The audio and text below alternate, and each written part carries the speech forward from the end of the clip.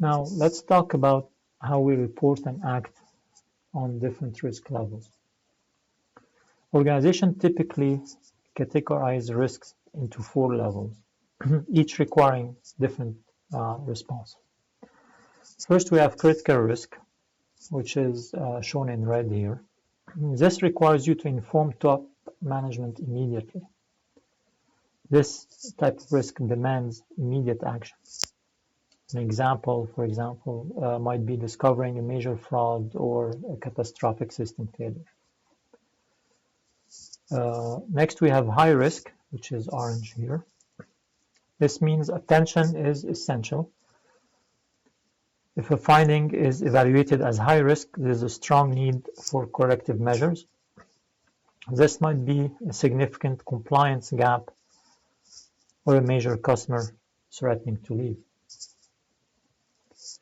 Next, we have moderate risk, which is shown in yellow here. This requires you to inform relevant administrators. Mitigation and ongoing monitoring by managers is also required, and you need corrective actions.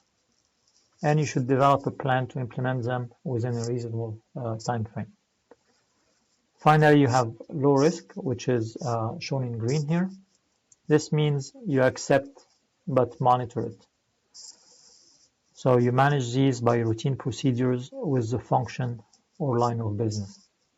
You determine whether corrective actions are still needed or simply decide to accept the risk. So this framework ensures that organizational attention and resources are allocated appropriately.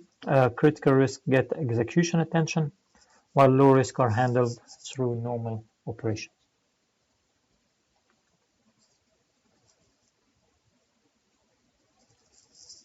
Now, understanding key terminology that risk professionals use every day is very important. So it's not just academic, it's essential for communicating effectively within your organization and with stakeholders. The first term is risk profile. So risk profile is simply the set of risks that may affect all or part of an organization. Think of it as a comprehensive inventory or snapshot of all the risks your organization faces at any given time. The technology company's risk profile might include cybersecurity threats, intellectual property risks, talent retention challenges, and supply chain disruptions. Each organization has a unique risk profile based on the industry, geography, size, and business model. The second term is risk appetite. This is the total amount and type of risk that an organization decides to pursue, maintain, or adopt. In other words, it's how much risk your organization is willing to take on in pursuit of its objective. A venture capital firm, for example, has a high risk appetite. They expect many investments to fail, but hope a few will succeed spectacularly. A pension fund managing a retiree's savings, on the other hand, typically has a much lower risk appetite because preserving capital is essential.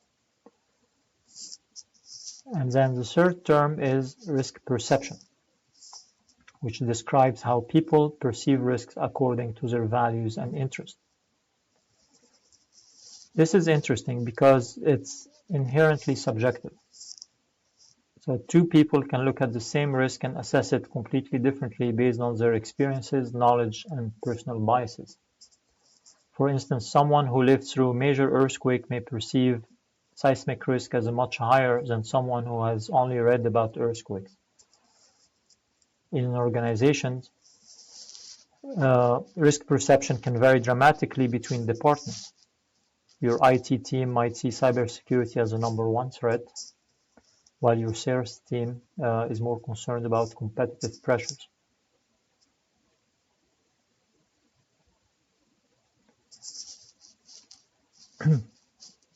Let's cover the last two important concepts. First, you have risk attitude.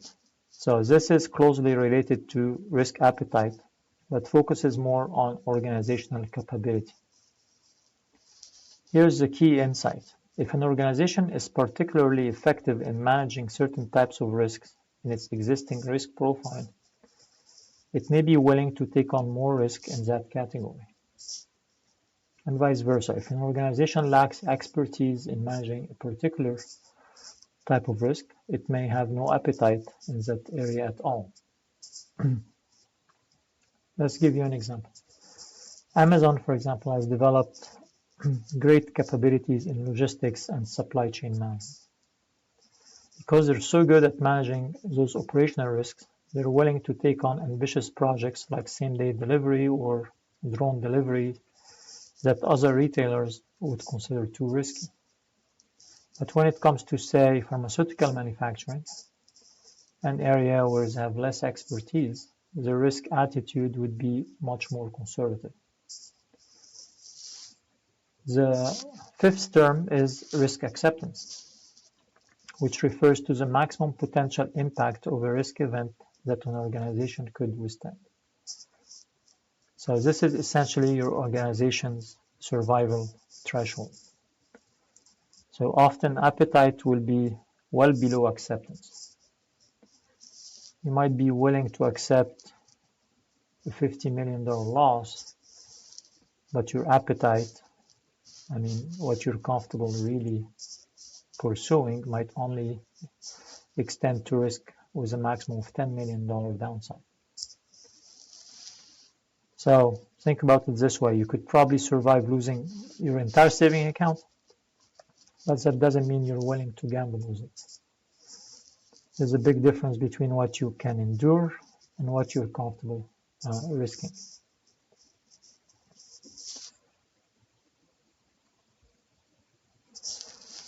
Let's round out our vocabulary with three more essential terms. Risk capacity. This is the maximum level of risk that an organization can assume without violating regulatory requirements or constraints. This is often externally imposed. So banks, for instance, must maintain certain capital ratios under Basel regulations. The risk capacity is technically capped by how much risk-weighted assets they can hold relative to their capital. Even if a bank wanted to take on more risk, regulations will prevent them from doing so. Next, we have risk retention. Refers to the situations where stakeholders have conservative return expectations and a very low appetite for risk-taking. When an organization retains risk, it essentially keeps the risk on its own books rather than transferring it through insurance or hedging. Some organizations intentionally retain certain risk because the cost of transferring them exceeds the expected loss. For example, a large corporation might self-insure for small property damage just because it's more cost-effective than paying insurance premium. Finally, risk tolerance. This is the level of variation that an entity is willing to accept around specific objectives. So this is more granular than risk appetite. While risk appetite might be expressed as we're willing to accept moderate financial risk, risk tolerance will specify we can tolerate a 5% variance in our quarterly earning projection. So, for example, let's say a manufacturing company might have a risk tolerance of plus minus 3% on production output. If production falls more than 3% below target, that will trigger a review process. So this creates clear boundaries for decision making throughout the organization.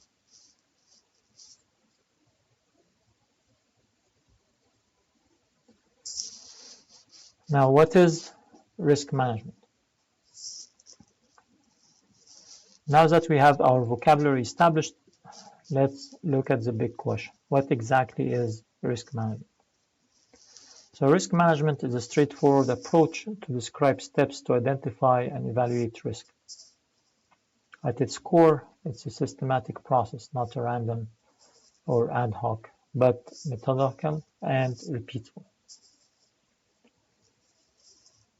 More broadly, risk management is an organizational model aimed at developing the quality of management processes. It's not a separate activity bolted onto the side of your business. It's integrated into how you make decisions and run operations. Effective approaches to risk management enable us to identify and evaluate risks. But that's just the beginning. The real value comes in the next step, using this knowledge to guide decisions and actions that can improve safety and reduce risk. So let's look at an example. So consider an airline. They don't just identify that engine failure is a risk and move on. They use that knowledge to implement rigorous maintenance schedules, require pre-flight checks, train pilots in emergency procedures, and design redundant systems. The risk assessment drives concrete actions that make flying much safer despite its inherent dangers.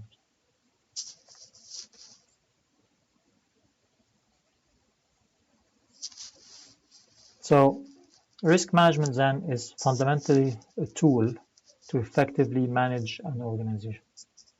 It's not a compliance checkbox or some bureaucratic exercise. It's a strategic capability that helps leaders make better decisions. So that's an important point. Risk management deals with both risks and opportunities, affecting the creation or preservation of an entity's value. This dual focus is often overlooked. Yes, we want to protect against downside risks, but we also want to identify and capitalize on opportunities. For example, a pharmaceutical company evaluating whether to invest in developing a new drug, traditional thinking might focus only on the risks, clinical trial failures, regulatory rejection, patent challenges. But a comprehensive risk management approach would also consider the opportunity. What if the drug succeeds? What if we can be the first to market? What competitive advantage might we gain? Well, the best organizations will use risk management not just defensively to avoid losses, but offensively to identify where they can take smart risks that create value. That's the difference between risk management as a cost center and risk management as a strategic advantage.